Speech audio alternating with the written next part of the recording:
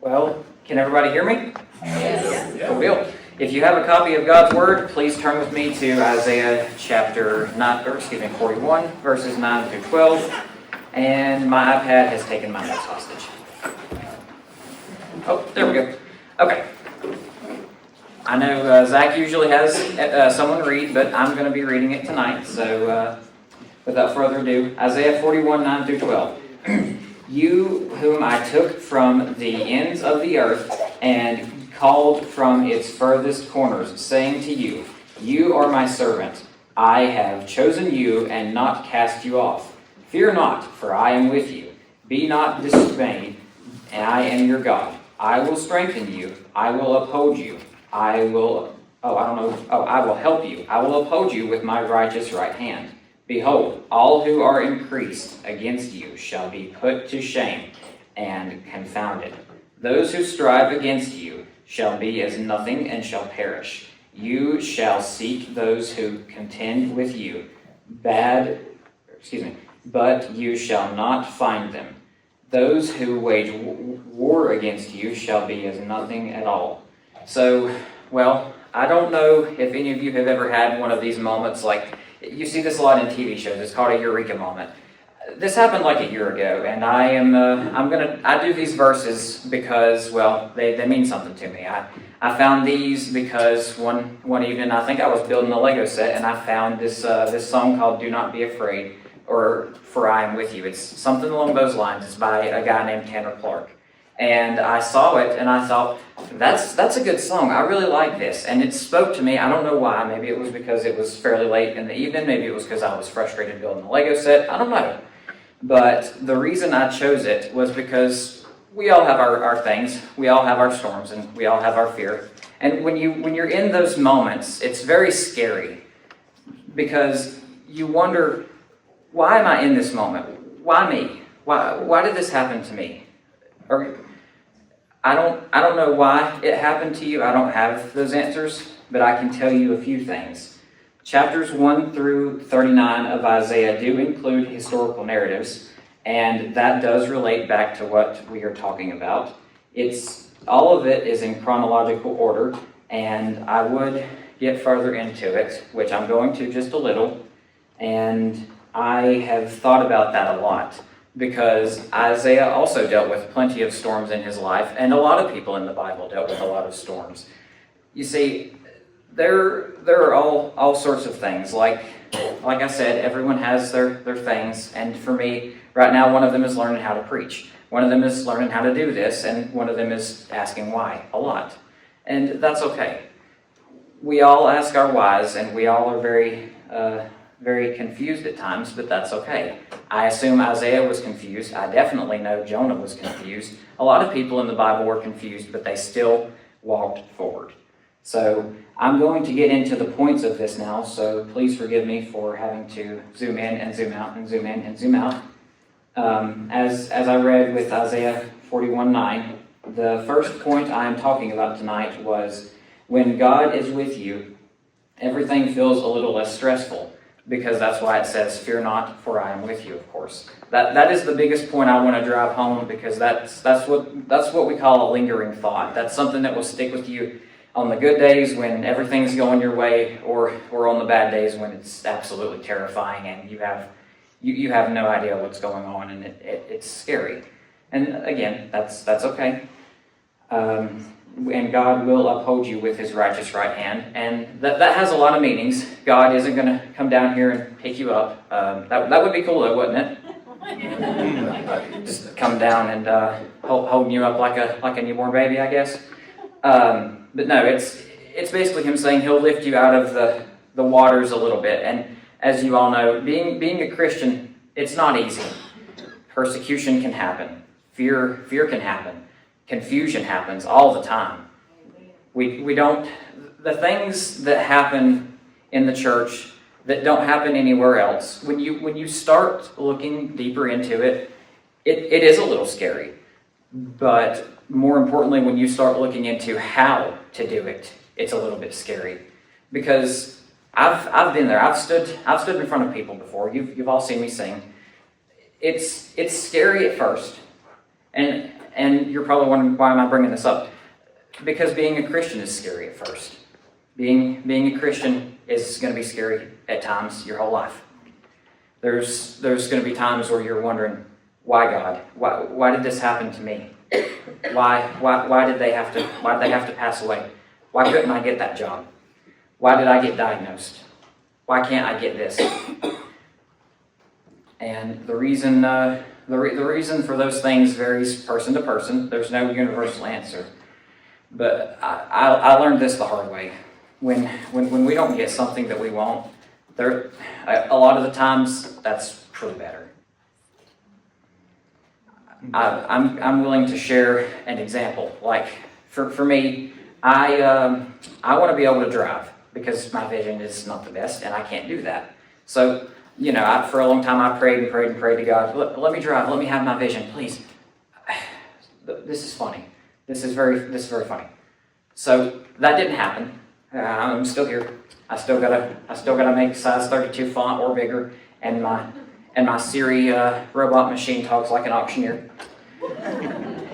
You should hear it. It's hilarious. But I can't drive, so I prayed about it. I wanted it so bad, and I was so mad. Preach. You gonna steal my job? I was very upset about it, but here's the thing. Have you ever seen those videos like where people get upset on the road?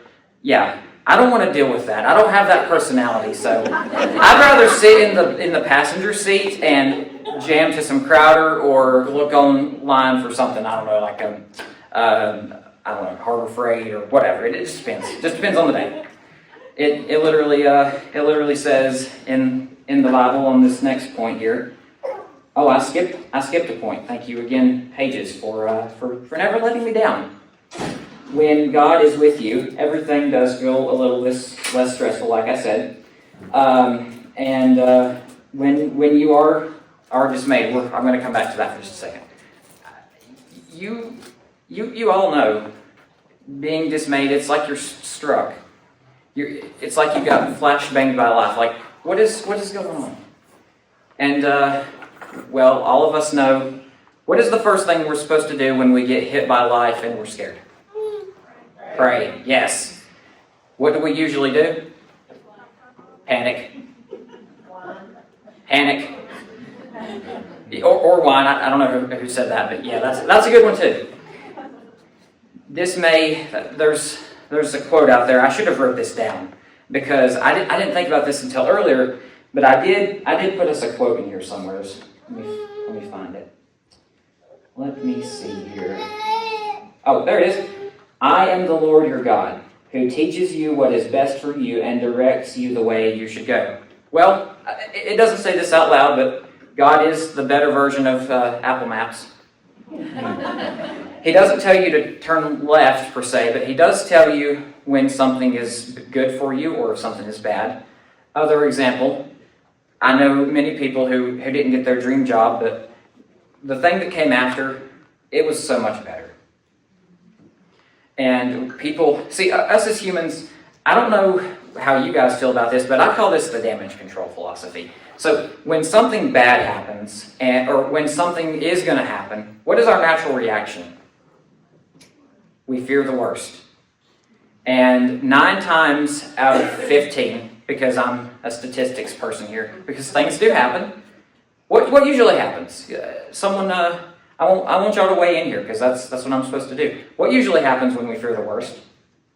It ends up not being as bad as our fears. Yes.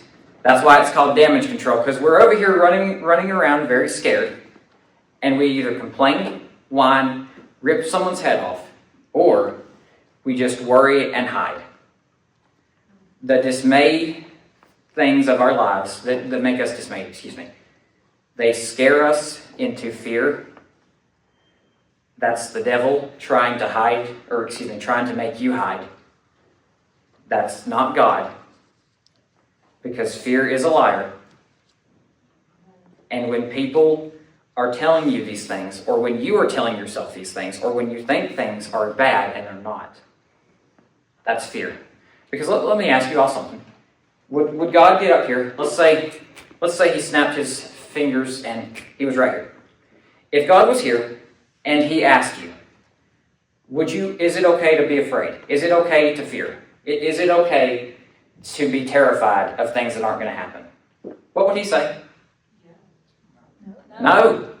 The only time he says yes is when he wants us to fear our wrath, and even then he still loves us. Or to fear his wrath, excuse me. We're not that scary. We're like little kittens to him. He's not scared of us. So that brings me to my fourth and final point before I try and explain and teach you how to apply this to your life.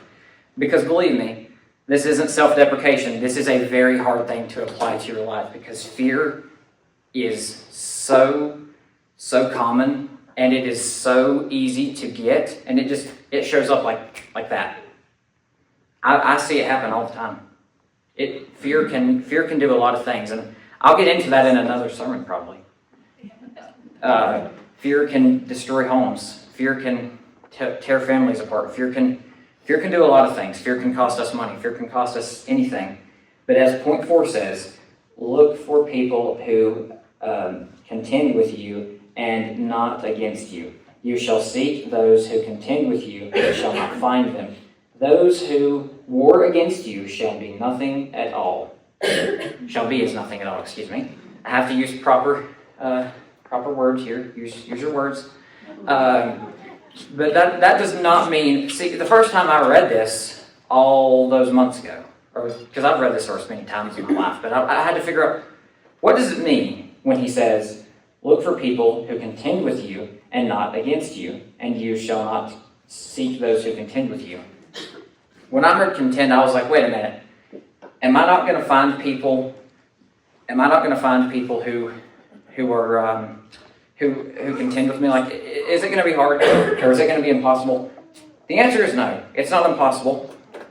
It's actually quite easy. So that brings me nice and smooth into how to apply this to your life, because I did write that down. There we go. When you are out in the world living your day-to-day life and you are scared, or you feel alone, and people are telling you that God is with you and he might not feel very close, I'd like for you to do something.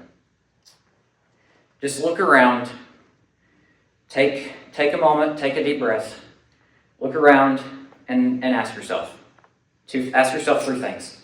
Number 1, is what's going on right now really that bad? Number 2, what are the likelihoods of it getting better or going away within a week or going away within the amount of time frame that you choose? And number 3, the people that are around you, there's 2 things that you should look for in them. Because the first one is they're probably just as scared, if not as scared as you, because we all have things that we hide.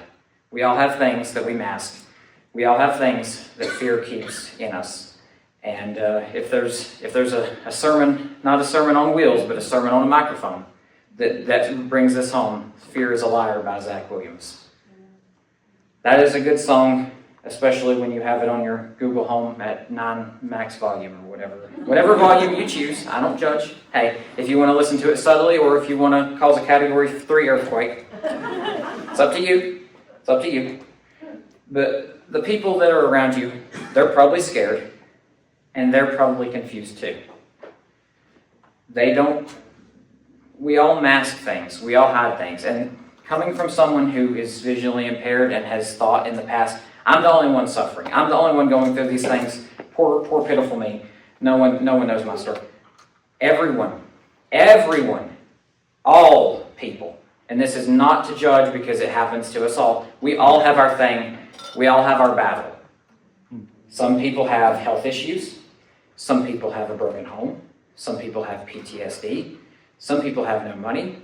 Some people can't find love or they can't find connection and they feel alone. And I think that right there is why we should look to God, because at the end of the day, we're all Christians and we should all love each other, even when we're scared.